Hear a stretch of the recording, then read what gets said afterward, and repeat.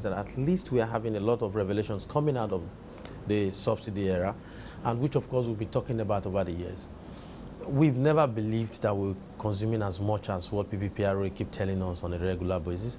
And we've also never agreed that that huge amount of money is what is being paid for subsidy. The government was saying 1.3 trillion, and now the central bank is saying it's 1.7 trillion.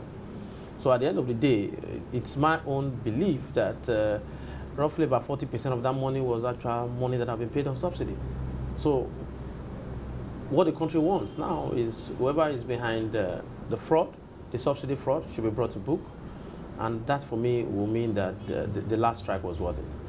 Now, the federal government's move to keep the price of petroleum motor spirits at 97 naira is just temporary. What are you going to do when it finally goes back up to 114 naira? Well, the bottom, I don't even want to think about that at the moment, because I think that the federal government will be putting a cart before the horse, because we've said it again and again, that first let us identify how many millions of liters are we consuming a day.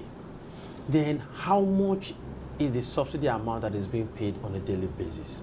Then when you've identified that, and what is behind this huge outlay of funds that is being used for subsidy, the inefficiencies in the system, from NNPC, PPPRA, DPRO, have you done anything about that?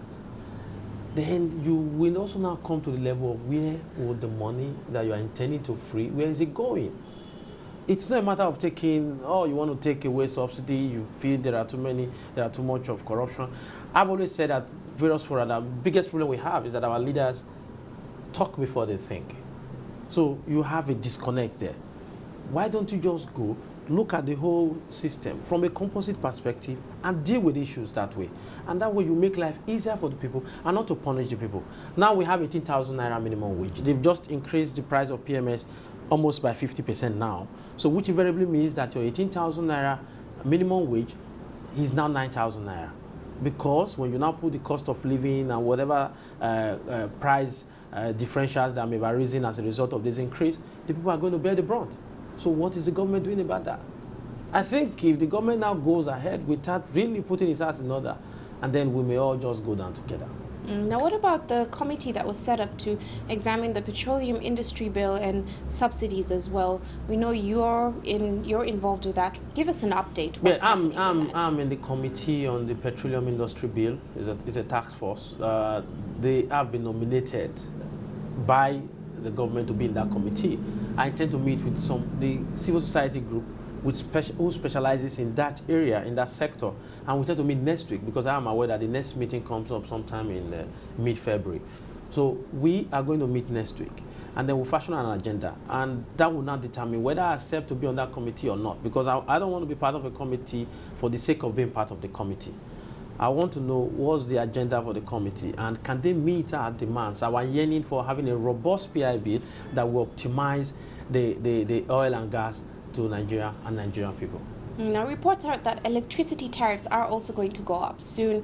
How are Nigerians going to react to this? Another hike in rates. You see, one thing that the government is doing that is making me sure that it's just as if you're not asking yourself, why did you really have a government? If at all point in time, what that the government does is that it just keep on putting the burden on the people.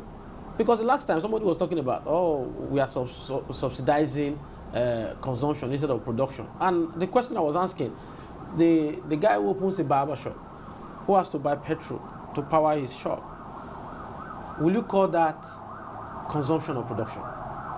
The woman in the marketplace, who has no power, also has to get a generator to blend his onions and tomatoes, will you call that consumption or production? So the government has to take responsibility.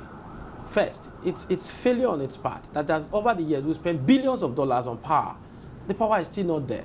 And what they are not telling us is that they want to invite private investors, so as a result, you need to now jack up the price.